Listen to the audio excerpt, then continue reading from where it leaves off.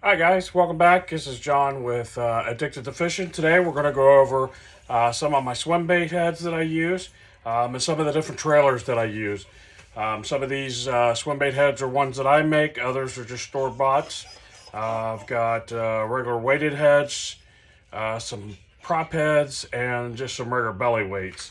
Nothing in particular order. We'll probably start out with the swim bait heads and then finalize it with some of the different trailers or swim baits that I like to throw on them. Not all of them, but a few of my favorites.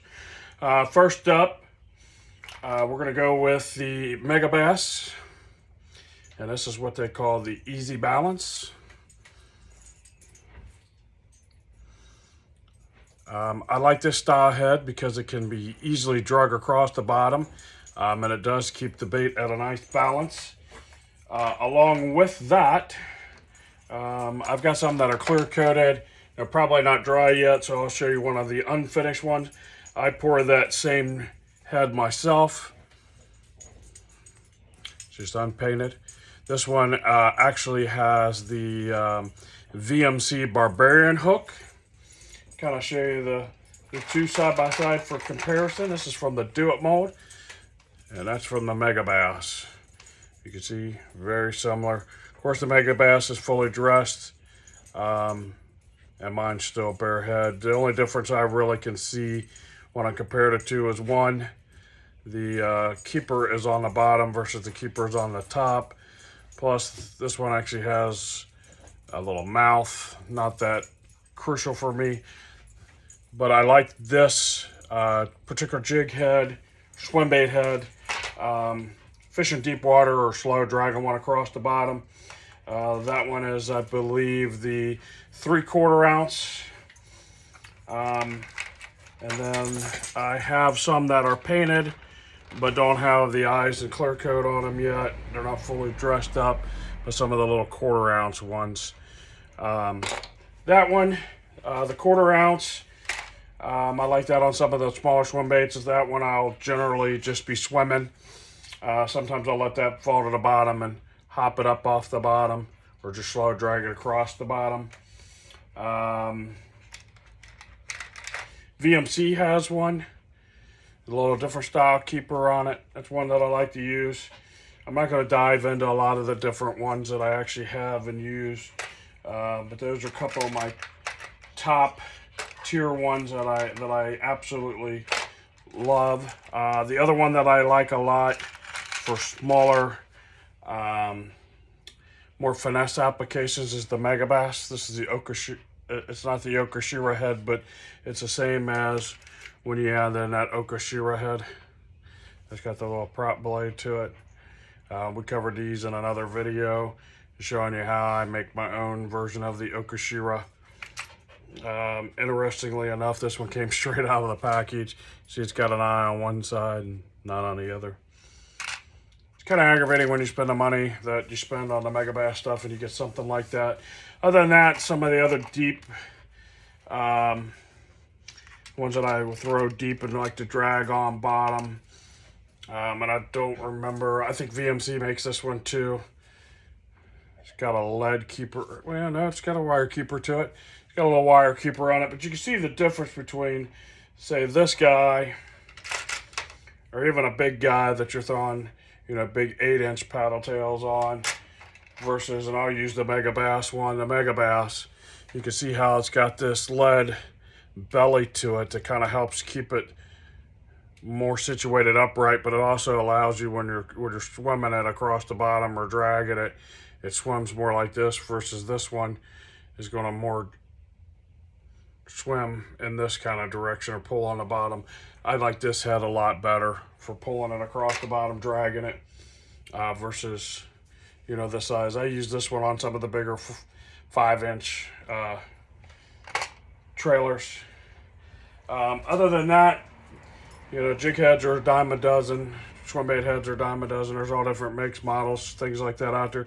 One of the things that you could do if you find, let me see if I've got one here. Well, we can use the Mega Bass. This one, as you can see, it's just got a little like piece of fiber or whatever that sticks out. If you come across swim bait heads that don't have the type of keeper you have, or you find that your swim bait's pulling off, one of the cool things that you can add, and here they are in a package, is the hitchhiker. You'll commonly find that on non-weighted versions.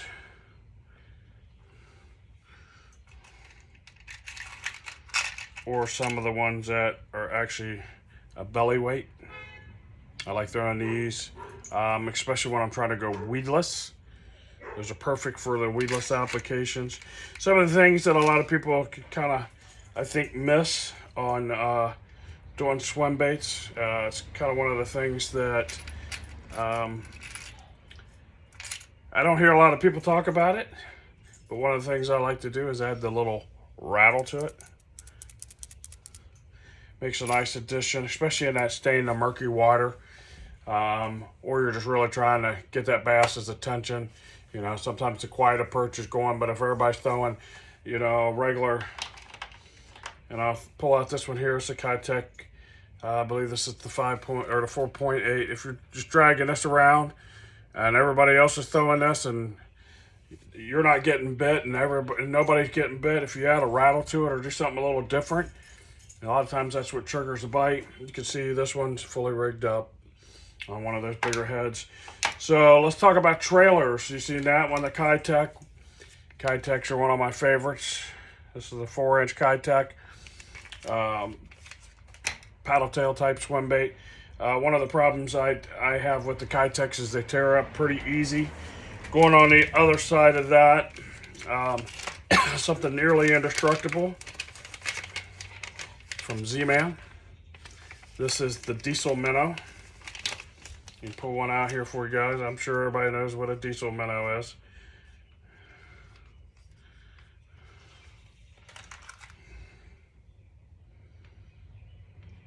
But you can definitely rig that up. Texas rig it, or you can rig it not, and it's got the little slot at the top to put your hook in to kind of keep it weedless for you. It's a great little bait. Of course, everybody knows that the Elastec, you know, you're gonna catch a lot of fish on that before that one tears up. And I tell you what, I generally lose one before I ever have one tore up. But the Z-Man Elastec baits are great. That little Diesel Minnow, kind of a smaller profile. It's not the absolute finesse. You know, I can drop down to, I think it's a 2.3 Kitech. I might have some other brands that are down in the 2-inch range for more of that finesse application.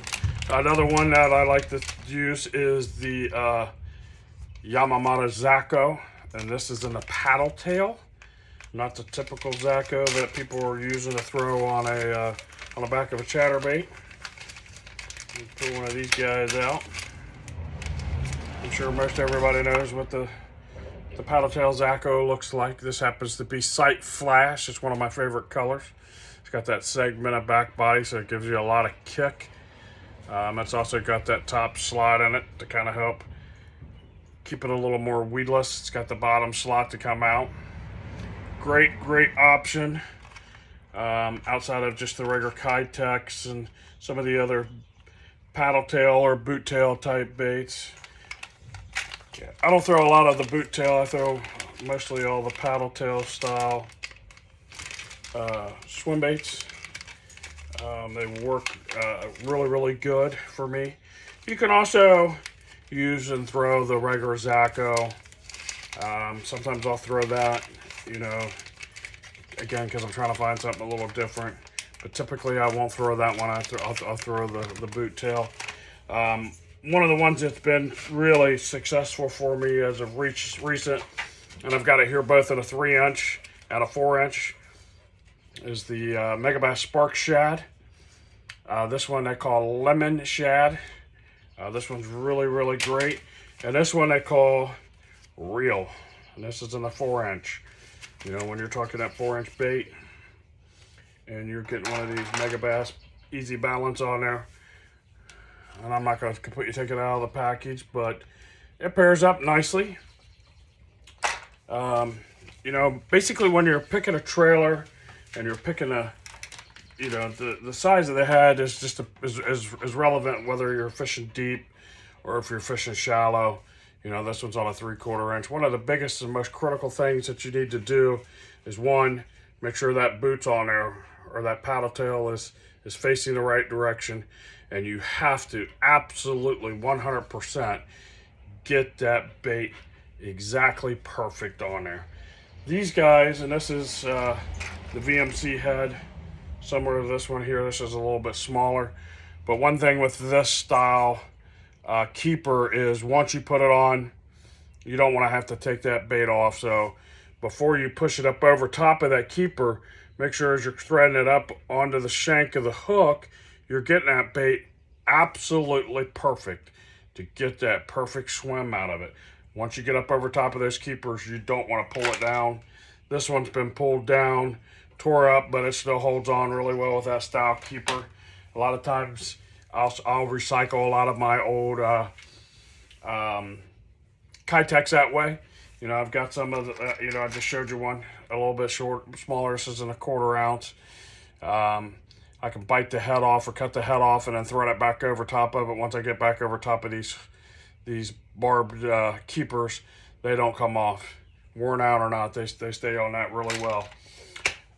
As far as the rod and reel selection for that goes, I throw a lot of the smaller stuff, the 1/4 ounce and below, on some spinning line or spinning rod and reel.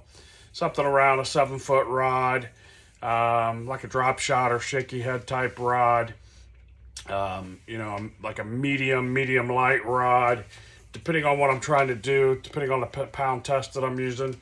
I'll throw that all the way down to 6-pound line, especially when I'm getting down to like the Yokoshira, or I'm using, you know, the other one without the prop head. I forget what they call that one. But I'll throw that, you know, most of that smaller finesse stuff on that setup. If I'm going up into the 4-inch spark shad or the bigger Kitex, 3/4 ounce easy balance, the version that I pour of the easy balance, the 3/4 ounce, I'll throw that on, you know, like a 7.1, 7.3, like a medium heavy casting rod. I throw that generally on 10 to 12 pound line. You know, nothing fancy. I use still a lot of the old school Corrado, so those are, you know, a little 6-gear ratio reel. I don't really need a high gear ratio, unless I'm fishing super shallow. Then I've got a couple 7.1 reels, and I can always slow that down. But a lot of times if I'm just dragging it, I get those old school Corrados out and throw them, and I can work that really slow. But that's it, guys. You know, there's different types of keepers. You know, this one's got like a regular lead keeper on it. You know, I prefer something that's got a barb type keeper on it. You know, Gary Yamamoto makes a swim bait head that's got the screw keeper on it. I tend to like either like a screw lock or that double barb. It tends to keep the swim bait on there a little better for me. As far as where I fish them, time of the year that I fish them, I throw swim bait all year long. I'll throw them pretty much anywhere. If I'm fishing down below spillway and there's a lot of rock, I definitely swim it. I never try to bottom hop it. If I'm fishing out on one of the ponds or whatever, I will bounce it quite a bit off the bottom, or I'll slow it down and just fish it a little deeper. Some of those places I've got less of a chance of actually getting hung up out there. You know, but that's part of the thing. If you're not getting hung up, sometimes you're not finding where those big bass live. But anyway, guys, thanks for watching. It's just a quick little video on some swim baits. If you haven't already subscribed, make sure you hit that subscribe, hit that notification bell, comment, like, share, and we're going to keep bringing these videos to you. Thanks, guys.